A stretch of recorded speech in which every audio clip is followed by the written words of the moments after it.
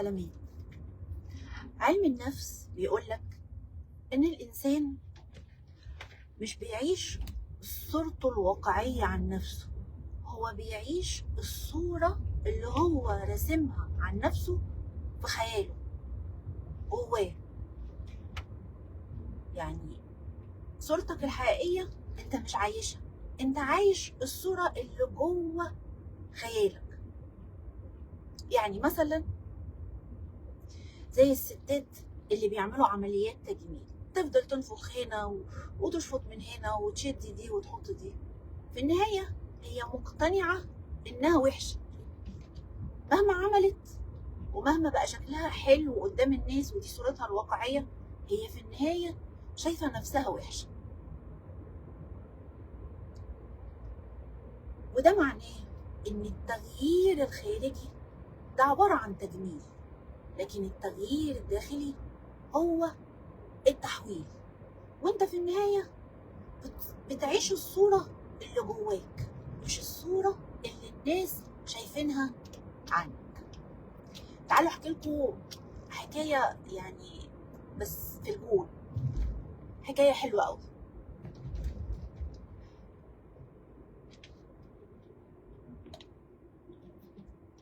كان في فار، الفار ده بيخاف من القطط، بيخاف من القطط جدا جدا جدا، بيترعب من القطط. ومن كتر ما الفار ده مرعوب من القطط جه الساحر وقال ايه، صعب عليه الفار اللي خايف من القطط ده، فقال له بص تعالى كده وانا هحولك قطه علشان تبطل تخاف من القطط. وفعلا حول الفار لقطه. لما الفار بقى قطه، الفار بقى بيخاف من الكلاب وبقى مرعوب من الكلاب بعد ما بقى قطه. فقام الساحر قال له تعالى انت صعبت عليا، طب انا هحولك لكلب. وفعلا الساحر حول الفار من قطه لكلب. لما الفار اتحول لكلب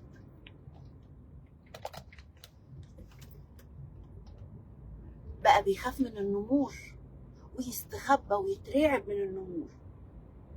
قام الساحر قال له طيب بص انا حولتك من فار لقطه ومن قطه لكلب وانت لسه خايف، طب انا هحولك لنمر. وحول الكلب اللي هو اصلا كان فار لنمر. فلما حول الفار لنمر،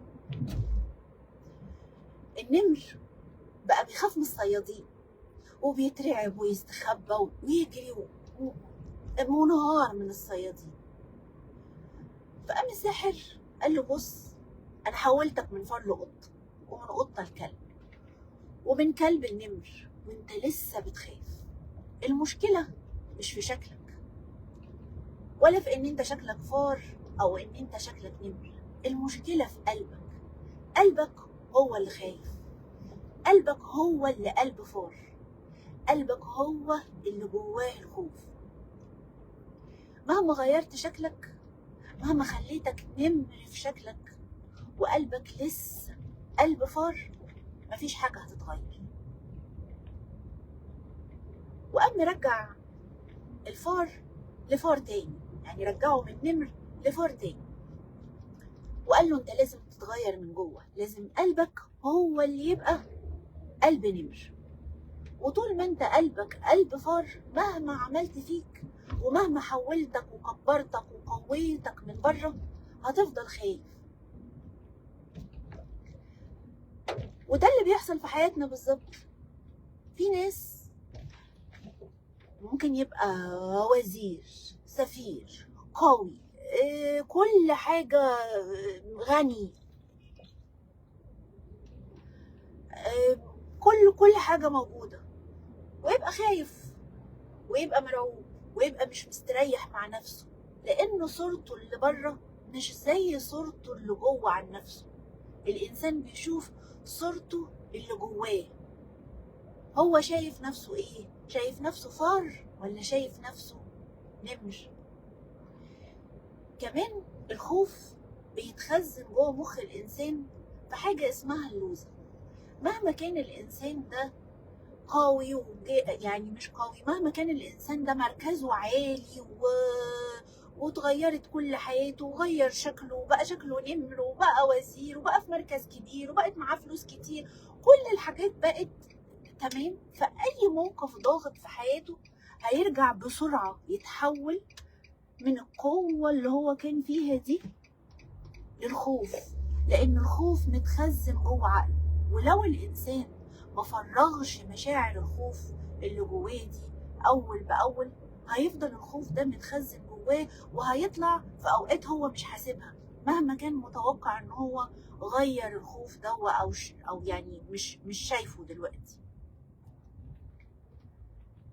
الفار عشان هو فار وعشان هو عارف إن هو فار، عارف إن هو ما يستحقش الحياة وإنه لازم يستخبى وإنه لازم يدخل جوه الجحر وإنه لازم يهرب، عشان هو عارف إن هو فار، هو جواه فار. لكن لو كان نمر وقلبه نمر وعارف إن هو نمر، هيبقى عارف إن الغابة كلها بتاعته.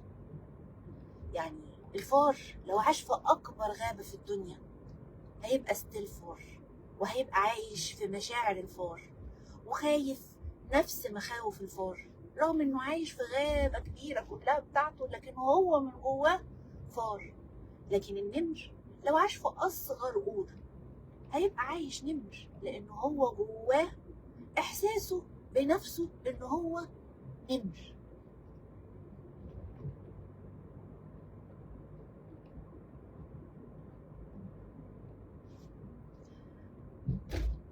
فزي ما قلت لكم إن الإنسان بيشوف صورته عن نفسه، مش الصورة الواقعية، بيشوف صورته الداخلية اللي جواه، هو شايف نفسه إزاي.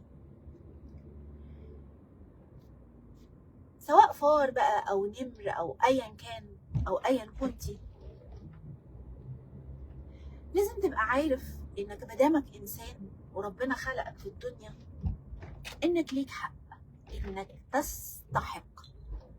تستحق الحياة، تستحق النجاح، تستحق الحب، تستحق كل حاجة بيستحقها النمر. لو عايز تبقى نمر فكر بعقل النمر، قول لو كنت نمر في الموقف ده كنت هعمل ايه؟ لو كنت نمر في الموقف ده كنت هتصرف ازاي؟ انا فار بتصرف بالطريقة دي، طب لو كنت نمر كنت هعمل ايه؟ وتصرف تصرف النمر واعمل اللي النمر كان هيعمله، اللي انت مش قادر ان انت تعمله. تعالوا اقول لكم تمرين بيستخدموه في البرمجة اللغوية العصبية. هاتوا ورقة بيضة وانا مستنياكم، هاتوا ورقة بيضة وهنكتب في الورقة البيضة دي، في نص الورقة البيضة، الحاجة اللي مخوفين او الحاجة اللي بنحس فيها بالخوف. اذا كان الخوف ده خوف من شخص، خوف من موقف، خوف من ايه، هنكتب في نص الورقة الشخص اللي بيخوفنا، الموقف اللي بيوترنا، احنا بنخاف من ايه، هنكتب في نص الورقة الخوف اللي احنا بنخاف منه. وبعد ما نكتب الخوف او الحاجة اللي احنا بنخاف منها، هنعمل حواليها دايرة، وهنقول بقى ان انا يعني انا مش اصلا مش جبان، لكن انا بحس بالجبن او بالخوف في الموقف ده او من الشخص ده، لكن ده مش انا، وده اللي بيخليني افصل نفسي عن الشعور. يعني انا كبني ادم مش الشعور ده، انا كانسان قوي وعندي قدرة ومش بخاف ولا حاجة، لكن الموقف ده بالذات او الشخص ده بالذات هو اللي بيخوفني. بعد ما تعمل كده وتحدد الحاجة اللي بتخوفك وتحط عليها دايرة زي ما قلت لك وتفصل نفسك عنها، افتكر موقف كنت انت فيه شجاع، عملت فيه حاجة جامدة، حسيت فيه بان انت زي ما انت عايز تكون نفسك، قلت لأ لشخص انت مش بتقدر تقول له لا، عملت موقف فيه شجاعه، فيه اقدام، اتصرفت تصرف انت منبهر فيه بنفسك وانت مغمض عينيك. غمض عينيك وافتكر الشعور ده، او جيب الموقف ده في بالك وخلي الشعور ده يجي كله كله كله كده جواك. ومجرد ما الشعور ده يجيلك او تفتكر الموقف اللي انت كنت فيه قوي وشجاع ده، هات ايدك اليمين وحطها على كتفك الشمال وامسك كتفك الشمال بالجامد. في الوقت ده انت بتجبر مخك انه بدل ما يفرز الكورتيزول اللي هو هرمونات الخوف، انه يفرز التستيرون والدوبامين بتوع القوة والشجاعة والسعادة وكده. فبتغير الكيمياء بتاعت مخك. بعد ما تعمل كده، حدد لنفسك مهمة انتحارية. مهمة انتحارية يعني حاجة انت بتخاف تعملها، لا يمكن تعملها. شخص هتقول له لا، موقف، انت مكالمة تليفون انت خايف تعملها، حاجة انت عايز تقولها مش قادر تقولها. وقرر ان انت هتعمل كده بكرة، او على الاقل ان انت تمشي ظهرك مفروض قدام حد بتخاف منه. شوف ايه الحاجة المهمة الانتحارية اللي انت مش قادر تعملها، وقرر ان انت تعملها بكرة. وقول انا حتى لو كان قلبي خايف، وحتى لو كان قلبي فار في الوقت ده، فانا هتصرف وهمشي برجلين النمر. وانتبهوا ان حياتنا اصلا قصيرة، وان الدنيا ملهاش اعادة، وان انت اللي لازم تغير صورتك عن نفسك من جواك. لانك مهما جملت اللي بره، مهما اشتريت حاجات غالية عشان تبان ان انت جامد قوي، مهما عملتي عمليات تجميل عشان تباني ان انت حلوة، مهما عالي منصبك، اخدت وظيفة كبيرة، مهما حصل وانت شايف نفسك من جوه ضعيف او فار، عمرك ما هتبقى نمر. ومفيش ساحر هيجي يغير قلبك من جوه. الساحر كان بيرمز للتجميل الخارجي، للوظيفة، للمنصب، للشقة، للعربية، لعملية التجميل، كل الحاجات التجميل اللي من بره. لكن التحول اللي من جوه، تغيير قلبك من جوه، احساسك من جوه، محدش هيقدر يعمله غير انت بنفسك. وانتبهوا، ملهاش اعادة، وخلوا السعادة دايما عادة. وسلام.